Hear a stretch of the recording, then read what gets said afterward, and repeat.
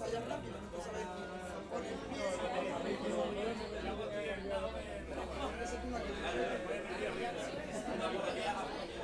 Lo ensayas rápido, no sabes por el pie.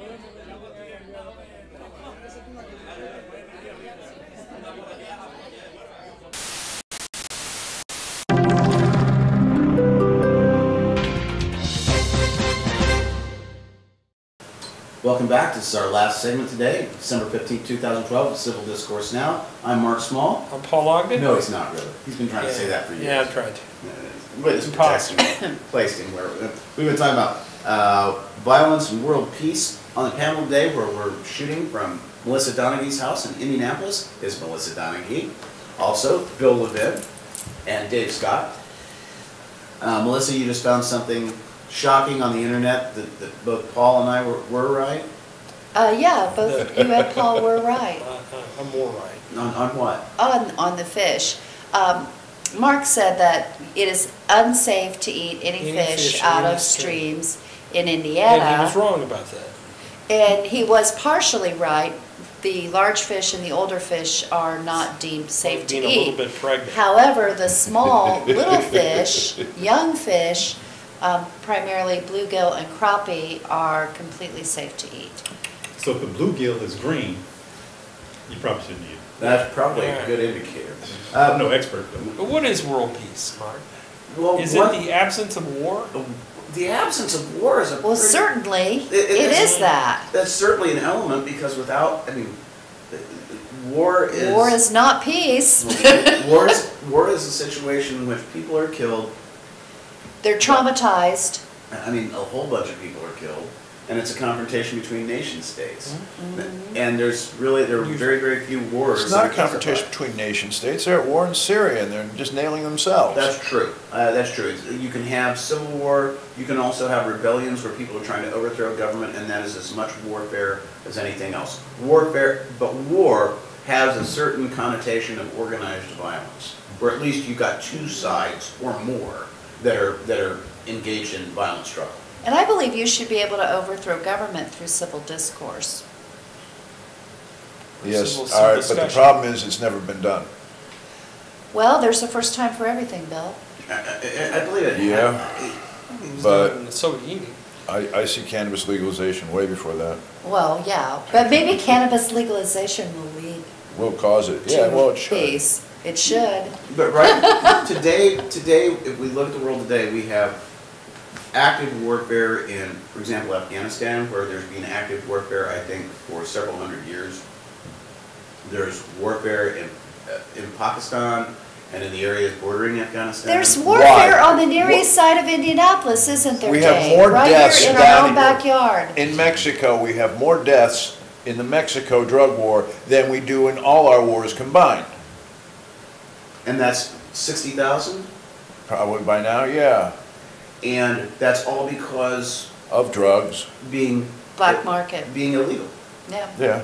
So we can eliminate a lot of warfare by legalizing marijuana, cocaine. The reason we're in Afghanistan, who controls the opium and the poppies? Since we got there to protect the Afghani from the Taliban and to eradicate opium, it has gone up over 800% as of 2010.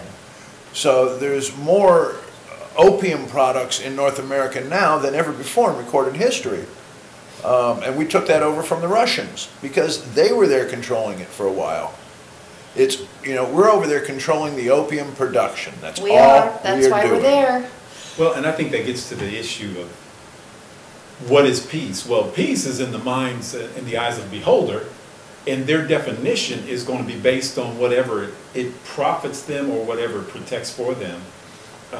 I was the president of the Indianapolis Peace and Justice Center, and one of the slogans that we came up with was, world peace begins with my peace.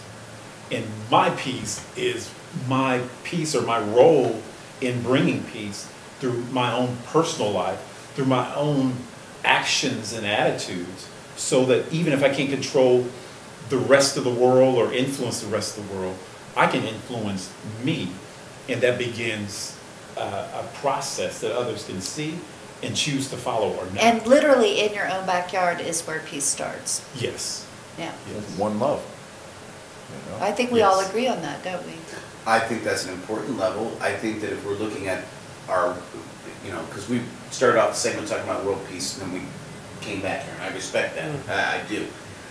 Then how is it that how do we effectuate world peace from locally here when we have our country funding so many military campaigns and providing more armaments and weapons to the rest of the world than any other country? Well, right now, you're looking at an industry. We are an industry, that's about the only industry we have right now is armaments. There are hundreds of thousands of millions of Americans who all work in that field. If you looked at them and said, well, we're sorry, war is over, you're done. No. You retool them for other things like free energy is one thing. I mean, you. Beat they can make swords other into things plowshares, other I than- understand, but it's not structurally done. Well, but how many literally are employed in manufacture of weapon systems for other countries? And securities? And the industrial military complex, what's the employment of that? Let me see if I can get a number. Yeah, but that's, I'd like to pitch it. I use my laptop, but I don't have the means by which I can find it. But if we take out the United States provision of weapons to other countries, I mean, other You people say might.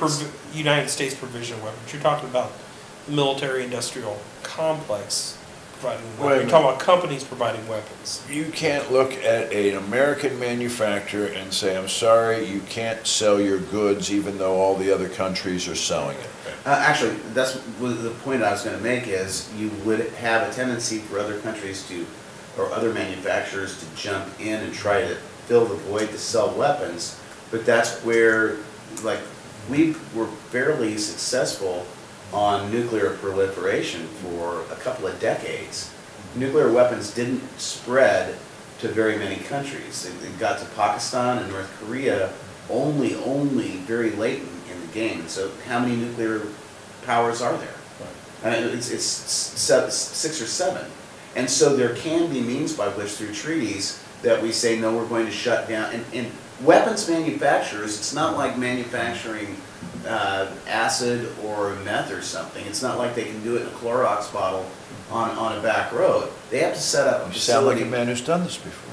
Boy, we are You sound not like a man who's done this peaceful before. nation. Yeah, I'm only- that's another show. I only saw this on like 2.5 Men. I believe it. Well, I think, Really, I do. I think. If no one else on this Just TV fine. show believes him, I believe him. I think we've got to look at the reality that every civilized nation has to have peace somewhere in their equation as they're building their military machine. Their definition of peace. No, it's not peace, it's dominance. Well, we know that. But for them to continue to justify what they do, it has to have an overarching statement that we're making the world a better place. Homeland security, save the home, build the drones. There it is. We need more drones. Yeah, I can't believe no one's mentioned drones. Well, How about desensitizing? the Yeah, virus? Drones- someone in Texas hacked one though. I love that.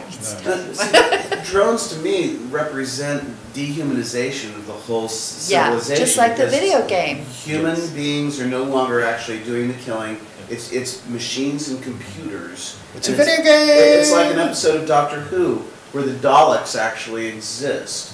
And Wait, they're- what? Doctor They don't? Who. They don't exist? Sorry. Never mind. I'll jump in the TARDIS and I can tell you later.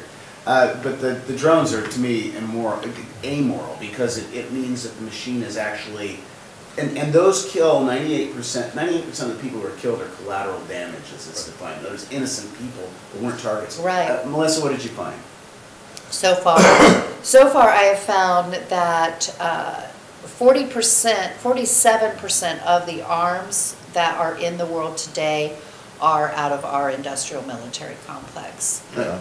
But how many- 47%. I don't know how many employees yet. I haven't found that. Thank God we leave in some category of exports. World spending go. on military expenses in 2009 was 1.5 trillion, and 46.5% of this total $712 billion US dollars was spent by the United States.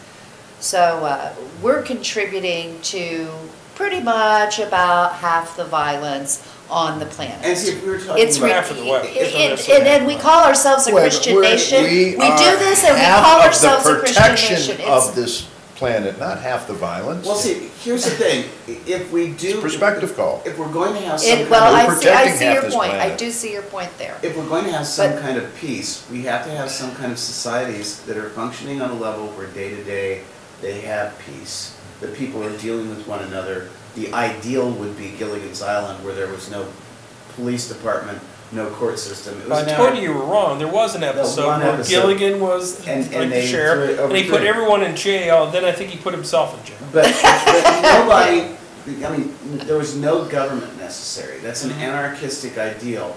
But ideally, people don't need government to function. You don't have to have a police force there to tell you not to do something. That's right, we'll catch him and we'll just drag him and we'll just hang him ourselves. No, the reason is that that people are sufficient with what they have, that they don't have to commit crime.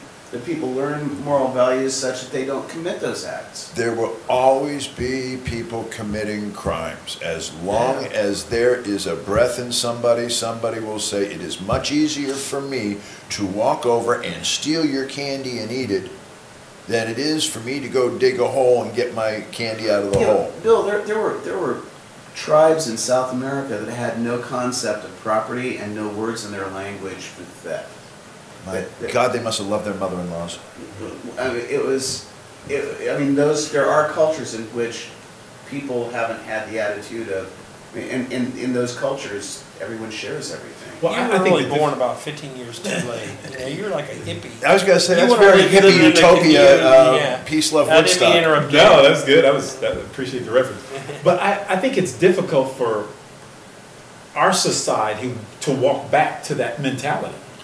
Once we've gotten What's it? exposed to all of this weaponry, once we've been exposed to what the drones can do and all these options, how do you get back to where let's be peaceful when that's been part of the equation? So I just think when we define peace, we've got to define it for ourselves first, because the world has already, our country has already defined what peace is. So how do we influence our leaders to see a true definition of peace? Well, and one problem is this, and Buy 'em off? I don't think that we can. I have a very bleak view of the future, and it is that as long as those in power have power, they will not surrender the power. They have no reason to surrender the power. They don't care that that the 1 or 2% don't care that they control the rest of the wealth and everybody else suffers. That's the way it was in Sparta. That's the way it is increasingly today. And at the same time, we have developments in technology such that when Einstein Bose reaches fruition, we'll have computers that are not trapped by binary code like we are, that will be far more developed in their thinking and probably will take over society and exterminate us all, and we won't have to worry about it then. We don't have to worry about global warming then. That's going to happen first.